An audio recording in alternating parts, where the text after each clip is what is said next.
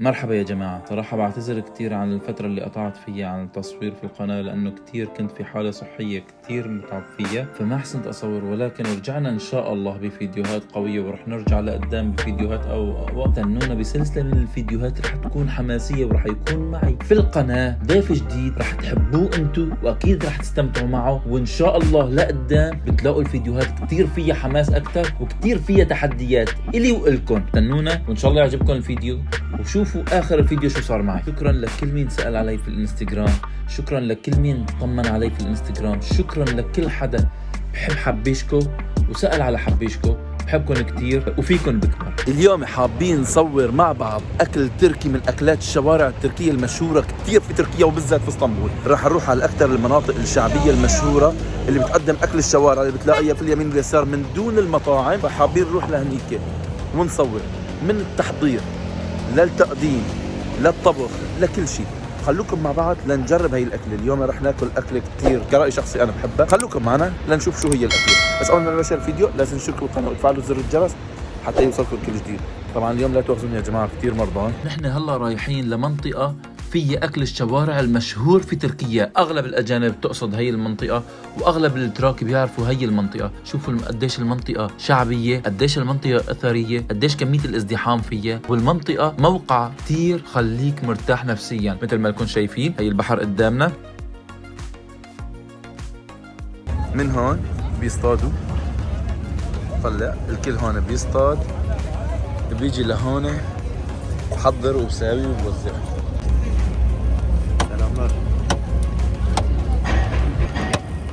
مثل ما لكم شايفين الأكل أكيد عرفتوها، هي عبارة عن سندويش سمك مشوي. يا جماعة شوفوا طريقة التحضير، شوفوا طريقة الشوي، شوف كيف عم ننظف السمك من الحسك من الجلد.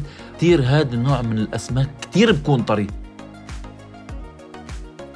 حتى السندويشة بعد ما يلف السمك في السندويش والخبز بيشويها. لاحظ شو بحط جواته؟ صوصات خضار. يعني عن جد انا واقف عم بتفرج وهو عم بيشوي، المنظر بشهي. خليك تستنى تاكل سندويشه وتنتين وثلاثه وانت واقف عنده. انا كتير متحمس بصراحه، خلوكم معي لتشوفوا المنظر.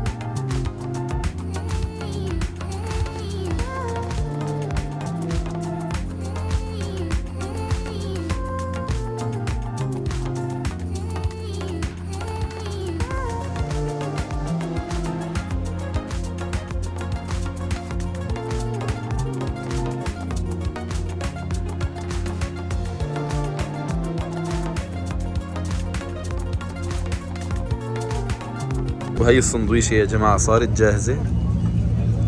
هلا رح ناكلها على البحر. وهلا صار وقت انه ناكل السندويشة قدام البحر.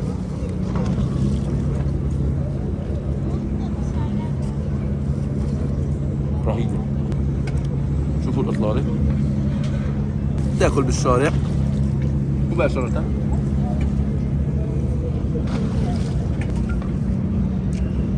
عن جد محمد رهيبة. شوفها هو عم يطبخها قدامك، تاكلها بتاخذها بضل بيجي. يا سيدي محمد اطيب من اكل المطاعم تعرف.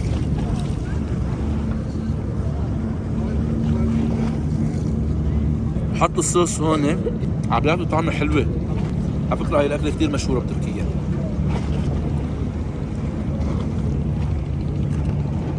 اسمها بالوك كمك.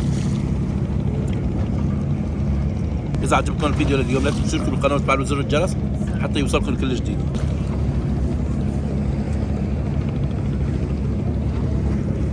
من جد يا جماعة في تركيا موجود كافة أنواع الأطعمة والأكلات. شو بيخطر على بالك تلاقي موجود في الشارع، في الماركت، في المطاعم. يعني تخيلوا هلا على يساري أنا مطاعم راقية هون موجودة في تركيا، ولكن موجود اكل الشوارع هو نفس اللي عم بتقدم في المطعم بتلاقيه في الشارع نفسه. يعني مثل ما قلت لكم بيصطادوا السمك من هون بياخذوه بيشووه ونحن بناكله. انا بصراحه عجبتني الاكل كثير. خلوكم معنا بفيديوهات جاي لنشوف اكلات تركيه في الشوارع جديده. سلام.